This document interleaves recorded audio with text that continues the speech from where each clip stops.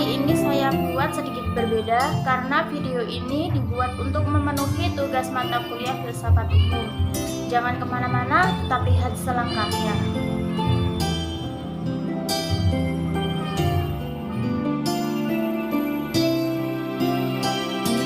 Sebelum menginjak ke materi, perkenalkan saya untuk memperkenalkan diri. Perkenalkan, nama saya Faridatul Murtadiyah, NIM 933103619.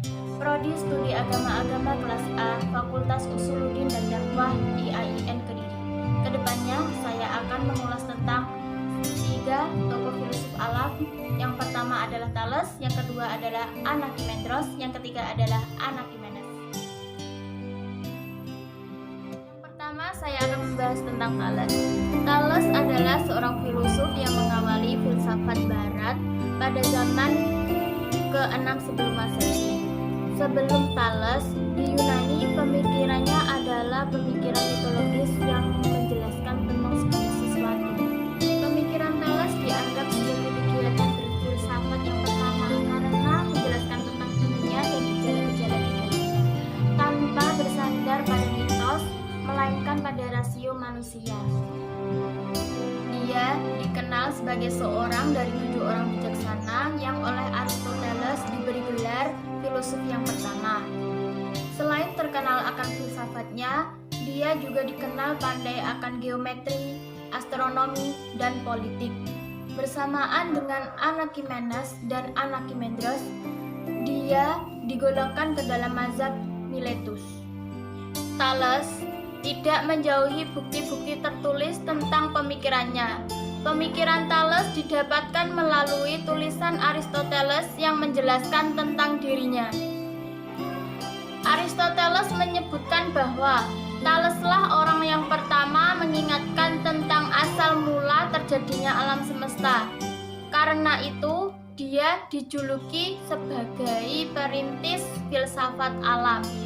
Thales hidup pada tahun 624 sampai 546 sebelum Masehi di kota Miletus, yaitu kota perantauan orang-orang Yunani di Asia Kecil.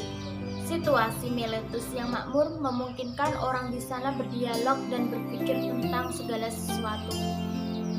Hal itu awal dari kegiatan berfilsafat, sehingga tak mengajaibkan bahwa para filosof Yunani pertama muncul di tempat itu. Thales yaitu seorang saudagar yang sering berlayar ke Mesir. Di Mesir, dia menyelidiki ilmu umum dan membawanya ke Yunani. Dia diberitahukan bisa mengubur piramida dari bayangannya saja. Selain itu, dia juga bisa mengukur tidak dekatnya kapal di pantai. Thales dijadikan terkenal setelah berhasil memprediksi terjadinya gerhana matahari yang terjadi pada tanggal 28 Mei tahun 585 sebelum Masehi. Thales bisa melahirkan prediksi tersebut karena dia menyelidiki catatan-catatan astronomis yang tersimpan di Babilonia sejak tahun 747 dalam bidang politik. Thales pernah dijadikan sebagai pejabat militer dan teknis di 12 kota. Pemikiran Thales mengenai air sebagai prinsip dasar segala sesuatu. Thales merupakan filosof alam pertama. Ia mengatakan bahwa asal mula alam ini adalah air. Air yang cair adalah pangkal, pokok, dan dasar dari segala-galanya. Segala sesuatu berasal dari air dan kembali menjadi air. Kenapa Thales berpikir demikian? Karena ia mempunyai landasan yang sesuai dan bisa diterima oleh akal sehat.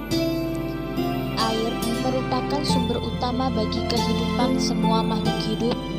Tumbuhan membutuhkan air untuk tumbuh, begitupun hewan, manusia, dan semua makhluk hidup yang tumbuh karena tidak mungkin makhluk itu tumbuh kalau tidak ada air.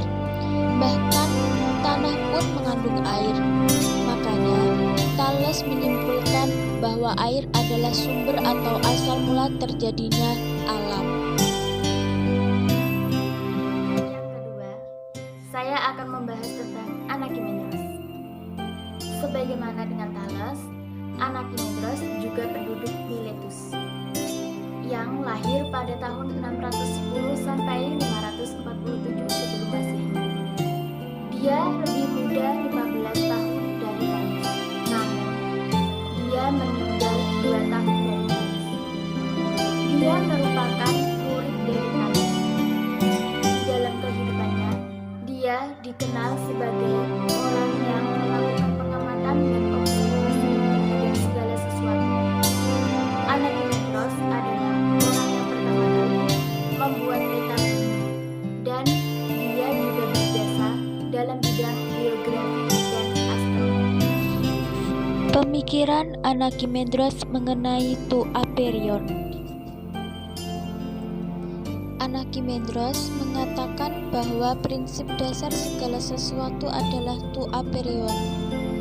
Tuaperion berasal dari bahasa Yunani. A yaitu tidak dan eras yaitu batas. Ia merupakan suatu prinsip abstrak yang menjadi prinsip dasar segala sesuatu. Ia bersifat ilahi, abadi, tak terubahkan dan meliputi segala sesuatu. Dari prinsip inilah berasal segala sesuatu yang ada di dalam jagat raya sebagai unsur-unsur yang berlawanan, yang panas dan dingin, yang kering dan yang basah, malam dan terang. Kemudian kepada prinsip ini juga semua pada akhirnya akan kembali. Yang ketiga, saya akan membahas tentang Anaximenes. Anaximenes dikatakan hidup pada tahun antara 588 sampai 526 sebelum Masehi. Dia adalah yang terakhir dari 3 filosof Yunani pertama dari Miletus. Detail hidupnya hampir tak sampai sekali tidak diketahui, dan doktrinnya tampaknya merupakan kemunduran yang diputuskan dari panggung yang dicapai oleh Anaximenes. Pemikiran Anaximenes mengenai udara. Anaximenes berpendapat bahwa udara adalah prinsip dasar segala sesuatu. Udara adalah zat yang menyebabkan seluruh benda muncul, telah muncul atau akan muncul sebagai bentuk lain. Perubahan-perubahan tersebut berproses dengan prinsip pemadatan dan pengenceran.